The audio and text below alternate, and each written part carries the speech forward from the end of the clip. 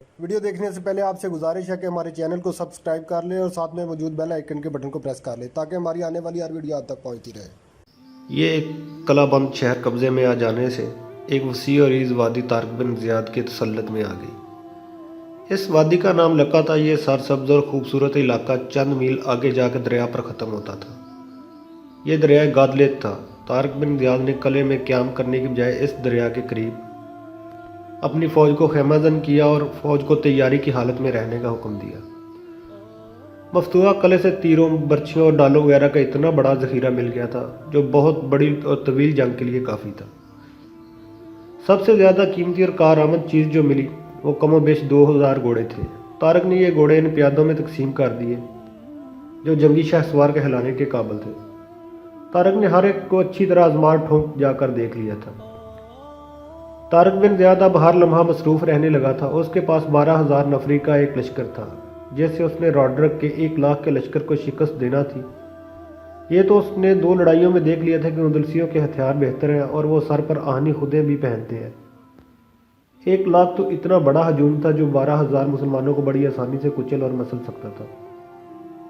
اس ہجوم کو جنگی چالوں سے ہی شکست دی جا سکتی تھی۔ طارق کو یہ سوال پریشان کر رہا تھا، کیا اتنے بڑے لشکر کو وہ شکست دے سکے گا؟ ابن زیاد، ایک روز جولین نے اس کے چہرے پر تفکر اور پریشانی کے تاثرات دیکھ کر کہا، تجھے اپنے رسول نے فتح کی بشارت تو دی ہی ہوگی، لیکن جو دعائیں تجھے اندلسیوں سے مل رہی ہیں یہ بھی خدا تک پہنچ رہی ہیں۔ یہ نہ کہہ دینا کہ جو مسلمان نہیں ان کی دعائیں خدا سنتا ہی نہیں۔ خدا اپنے ان بندوں کی دعائیں ضرور سنتا ہے جو اس کے بندوں کے ستائے ہوئے ہوں۔ جولین کا اشارہ طارق بن زیاد کے اس حکم کی طرف تھا جس میں اس نے اپنی فوج سے کہا تھا کہ جنگی قیدیوں سے اچھا سلوک کیا جائے اور اس سے زیادہ اچھا سلوک شہریوں سے روا رکھا جائے اور انہیں اپنے اعمال سے یقین دلایا جائے کہ مسلمان ان کی عزت و آبرو کے محافظ ہیں اور انسان کی حیثیت سے انہیں ان کے تمام حقوق ملیں گے اور وہ جو بھی کمائیں گے وہ انہی کا ہوگا اور ہر ایک سے اس کی حیثیت کے مطابق جزیہ وصول کیا جائے گا۔ پہلے بیان کیا جا چکا ہے کہ راڈرک کی بادشاہی میں عوام کو کیڑوں مکوڑوں جیسی حیثیت حاصل تھی۔ بہتر حیثیت اسی کی تھی جس کے پاس سرکاری عہدہ تھا یا پیسہ۔ خوبصورت لڑکیوں کے والدین لڑکیوں کو چھپا چھپا کر رکھتے تھے۔ غریب لوگوں کو فوجی اپنے کاموں کے لیے بیگار کے لیے پکڑ کر لے جاتے تھے۔ جس علاقے کو طارق بن زیاد نے اپنی عملداری میں لے لیا تھا وہاں کارٹیجا کے علاوہ اور بھی 2 بڑی بستیاں تھیں۔ ان میں 2-3 بستیاں حملہ آوروں کے ڈر سے خالی ہو گئی تھی۔ لوگ سمجھتے تھے کہ حملہ آور کسی ملک کا بادشاہ ہے اور وہ راڈرک جیسا ہی بادشاہ ہوگا جس کی فوج لوٹ مار اور قتل و غارت کرے گی اور جوان لڑکیوں کو اپنی ملکیت میں لے لے گی اور تمام مال مویشی کھانے کے لیے لے جائے گی۔ یہ لوگ اپنے بال بچوں اور مویشیوں کو ساتھ لے کر پہاڑی جنگل میں جا چھپے تھے، لیکن حملہ آور فوج نے ان کے گھروں کی طرف دیکھا بھی نہیں تھا۔ یہ سب تیرے ساتھ ہے ابن زیاد، جولین نے طارق سے کہا، وہ تیری فتح کی دعائیں مانگ رہے ہیں۔ وہ آسمان کی طرف ہاتھ پھیلا پھیلا کر خدا سے فریادیں کر رہے ہیں کہ راڈرک کی بادشاہی تباہ و برباد ہو جائے۔ مفتوحہ لوگوں کے ساتھ انسانوں جیسا سلوک کرنے کا حکم میرا نہیں، طارق بن زیاد نے کہا، یہ میرے اللہ اور میرے رسول کا حکم ہے۔ شاہ اندلس کے 1 لاکھ فوج کے ساتھ آ رہا ہے۔ اس نے اپنے دارالحکومت تلیتا میں قیام نہیں کیا تھا۔ اس نے پہلے ہی اطلاع بھجوا دی تھی کہ وہ تلیتا اپنے محل میں نہیں جائے گا اور شہر سے باہر کچھ دیر کے لیے رکے گا۔ وہ جب تلیتا کے مضافات میں پہنچا تو بہت سے سرکاری عہدہ دار، درباری اور خوش آمدی اس کے انتظار میں کھڑے تھے۔ ان میں اس کا شکست خوردہ جرنیل تھیوڈومیر بھی تھا۔ کیا تم اپنے آپ کو اس قابل سمجھتے ہو کہ میں تمہاری صورت دیکھوں؟ راڈرک نے اپنا سفید گھوڑا جس کا نام اوریلیا تھا روک کر پوچھا۔ اپنے سے آدھی فوج سے شکست کھا کر میرے استقبال کے لیے کھڑے ہو، لعنت ہو تم پر۔ جرنیل اکیلا نہیں لڑا کرتا شاہ معظم، تھیوڈومیر نے اپنے بادشاہ کا غصہ برداشت کرتے ہوئے کہا، میں اپنی فوج سے پہلے نہیں بھاگا تھا، پہلے فوج بھاگی تھی۔ میرا قصور صرف یہ تھا کہ میں وہاں مرنے کے لیے یا جنگی قیدی بننے کے لیے اکیلا کھڑا نہیں رہا۔ راڈرک نے اس پر اور زیادہ غصہ جھاڑا اور اسے بہت سے طعنے دیے۔ تھیوڈومیر آخر جرنیل تھا اور وہ کوئی معمولی جرنیل نہیں تھا۔ راڈرک اس کی طاقت، تجربے اور عقل و دانش کا مدعا تھا اور تھیوڈومیر راڈرک کی کمزوریوں سے آگاہ تھا۔ شاہ اندلس وہ آخر بول پڑا، آپ محل میں جا کر آرام کریں اور یہ 1 لاکھ فوج مجھے دے دیں۔ میں ان حملہ آوروں کو ایک ہی دن میں کچل کر سمندر پار چلا جاؤں گا اور یہ حملہ آور جس ملک سے آیا ہے اس ملک پر بھی آپ کا جھنڈا لہرا دوں گا۔ मुझे ताने देने से पहले शाह मौज़म इतनी ही फ़ौज साथ ले जाएं जितनी मेरे पास थी। 15,000, 1,00,000 फ़ौज किसी नालायक और बुज़दिल जर्नैल के पास हो तो हर तरह की बढ़ हाँक सकता है। रॉड्रिक की कोई दुखती रग थियोडोमीर के हाथ में थी, वरना उस जैसा जाबर और ज़ालिम बादशाह थियोडोमीर को इस गुस्ताखी पर बहुत बड़ी सज़ा देता। वो चुप रहा और उसने मुंह फेर लिया। उसे मेरीना खड़ी नजर आई, जो महल के हरम की निगरान और मुंतज़िम थी। रॉड्रिक ने उसकी तरफ देखा तो वो कॉर्निश बजा लाई। मेरे लिए क्या हुक्म है? मेरीना ने पूछा। क्या तुम नहीं जानती तुम्हारे लिए क्या हुक्म है? रॉड्रिक ने कहा। कोई नया इजाफा? हाँ शहनशाह, मेरीना ने कहा। कामसिन और बहुत ही खूबसूरत अध खिला फूल है। क्या मैं साथ चलूं शहनशाह? उसे साथ ले आओ, रॉड्रिक ने कहा। कोई और है तो उसे भी साथ ले आओ, और तुम भी आ जाओ। औरतों की बगियां पीछे हैं। मेरीना ने शायद रॉड्रिक को गहरी नजरों से देखा और तज़ीम बजाकर चली गई। जरा पर बड़ी खूबसूरत कनातें खड़ी कर दी गई थी, उन पर शामियाना तान दिया गया था। उनके अंदर मखमली कालीन बिछा दिए गए थे और शाहाना कुर्सी रख दी गई थी जो तख्ते तौस जैसी थी। देखते ही देखते शामियाने के नीचे शाह रॉड्रिक का दरबार बना दिया गया था। रॉड्रिक घोड़े से उतरकर जर्क बर्क कपड़े पहने हुए इस दरबार में चला गया। चलते चलते उसने अपने पीछे आने वाले आदमियों में से एक के कान में कुछ कहा। वो हाजिर है शहनशाह अली मकाम, उस आदमी ने कहा, और पीछे आते हुए एक आदमी की तरफ इशारा किया। वो काहन किस्म का आदमी था जिसके मुतल्लक रॉड्रिक को बताया गया था कि वो हाजिर है। उसकी उम्र 70 बरस से ऊपर लगती थी। उसकी दाढ़ी लंबी और दूध जैसी सफ़ेद थी। उसने कंधों से टखनों तक लंबी सफ़ेद कुबा पहन रखी थी। कमर से लाल रंग का कपड़ा पेटी की तरह लिपटा हुआ था। सर पर कपड़े की गोल टोपी थी। गले में सब्ज रंग के मोतियों की बड़ी माला थी। उसके हाथ में छोटे मोतियों की एक माला थी। दूसरे हाथ में गहरे बादामी रंग का आसा था जो उसके कंधे तक लंबा था। ऊपर वाला सिरा सांप के फैले फन की तरह था। वो आहिस्ता आहिस्ता चलता रॉड्रिक तक पहुंचा जो अपने तख्त पर बैठ चुका था।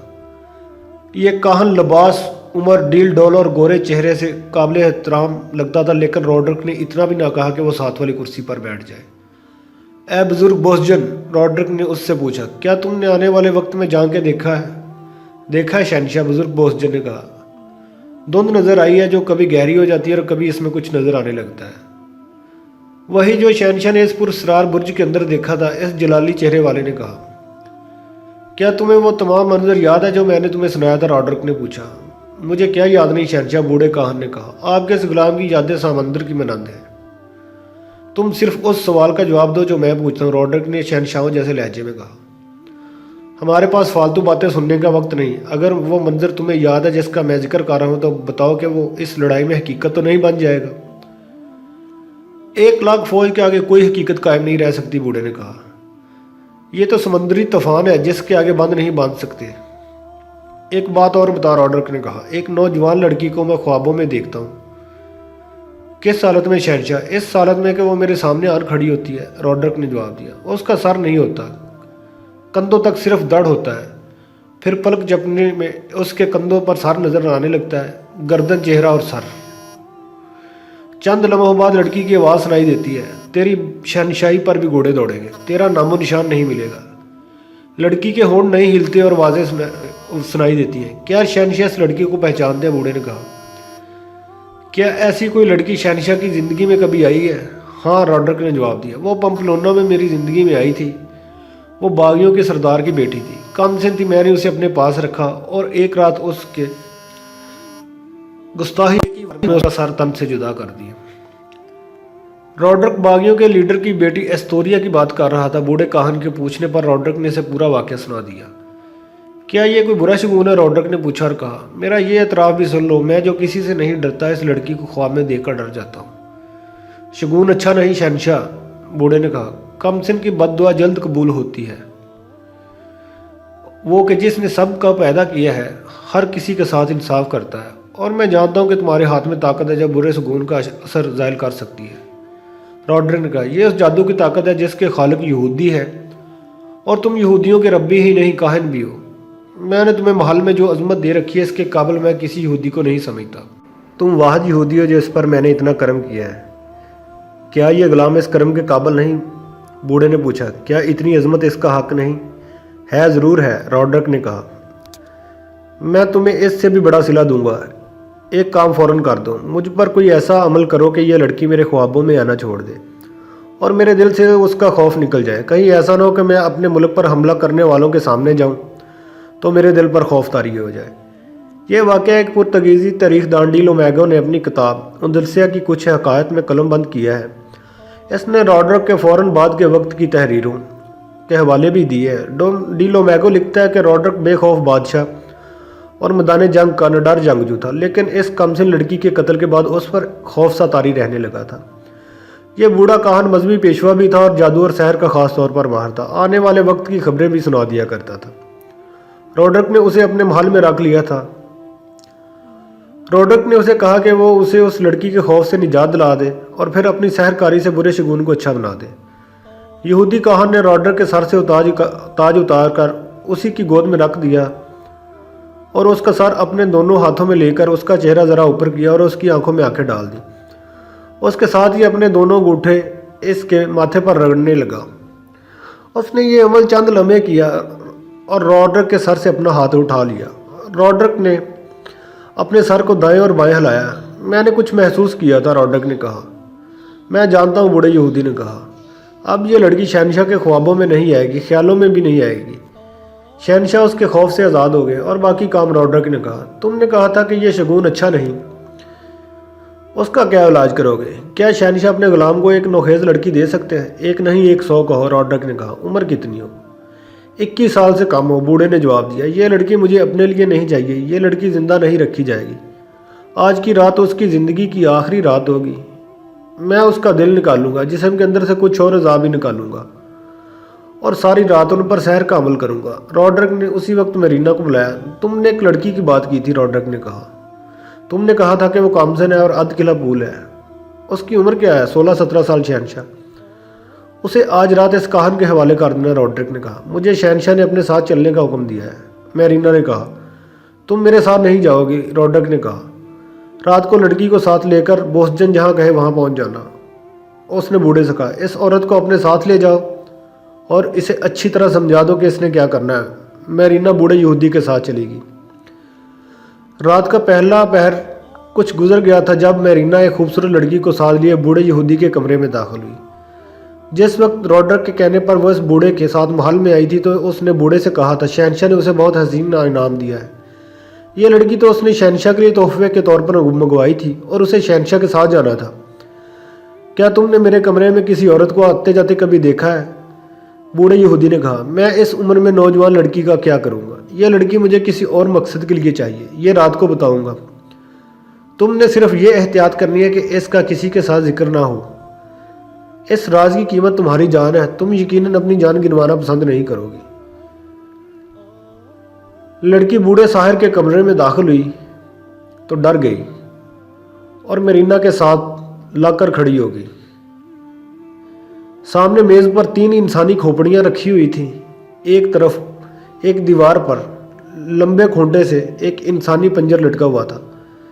اس وقت تو لڑکی کی ہلکی سی چیخ نکل گئی جب بوڑھے نے لکڑی کے ایک باکس کا ڈھکن اٹھایا تو اس میں سے 2 کالے سانپوں نے سارے اوپر اٹھائے اور دونوں نے پھن پھیلا دیے. اس یہودی ساحر نے باکس میں کوئی چیز پھینکی اور ڈھکنا بند کر دیا. کمرے میں ایسی بدبو تھی جیسے کسی کی لاش گل سڑ رہی ہو. یہاں کوئی لاش نہیں تھی. یہ کئی ایک جڑی بوٹیاں اور کیمیائی اشیاء کی بدبو تھی. بوڑھا اس کمرے میں مختلف اشیاء جلاتا رہتا تھا. کمرے کے ماحول پر ہیبت سی طاری تھی. کئی پوٹلیاں، چھوٹی بڑی ٹوکریاں اور صندوقچیاں بے ترتیبی سے فرش پر پڑی تھی. یہی بوڑھا جو چہرے مہرے، لمبی سفید داڑھی اور صاف ستھری قبا کی بدولت معزز اور دانشور لگتا تھا، اس کمرے میں آ کر جیسے اس کا روح بھی بدل گیا تھا. وہ ایک پوری اسرار اور ڈراؤنی شخصیت بن گیا تھا. اس نے ساتھ والے کمرے کا دروازہ کھولا اور میرینا سے کہا کہ وہ لڑکی کو اس کمرے میں بٹھا کر واپس آ جائے. میرینا لڑکی کو اس کمرے میں لے گئی. یہ کمرہ صاف ستھرا تھا. ایک دیوار کے ساتھ ایک پلنگ اور پلنگ پر تکیے اور بڑا خوبصورت پلنگ پوش تھا. فرش پر قالین جیسی دری بچھی ہوئی تھی. چھت سے روشنی کا فانوس لٹک رہا تھا. دوسرے کمرے کی بدبو اس کمرے میں تھی. کہاں لے آئی ہو مجھے؟ لڑکی نے میرینا سے کہا. کیا یہ شہنشاہ راڈرک ہے؟ یہ فوج کا وہ جرنیل بھی نہیں جس کے لیے تم مجھے لائی تھی. وہ تو فوج کے ساتھ آگے چلا گیا ہے. راڈرک اپنی 1 لاکھ فوج کے ساتھ کوچ کر گیا اور تلیتا سے بہت دور نکل گیا تھا. بادشاہ کے حکم سے وہ سارا کھیل بگاڑ دیا گیا ہے جس میں نے تمہیں استعمال کرنا تھا۔ میرینا نے کہا، میں نے بھی تمہارے ساتھ بادشاہ کے ساتھ جانا تھا لیکن روک لی گئی ہوں۔ کیوں؟ میں لڑکی نے پوچھا اور کہا، میں اس بدبودار کمرے میں اس بوڑھے کے ساتھ نہیں رہوں گی۔ تم نے میرے باپ کو جو رقم دی تھی وہ واپس لے لینا۔ جلدی آؤ میرینا، بوڑھے یہودی نے ساتھ والے کمرے سے کہا۔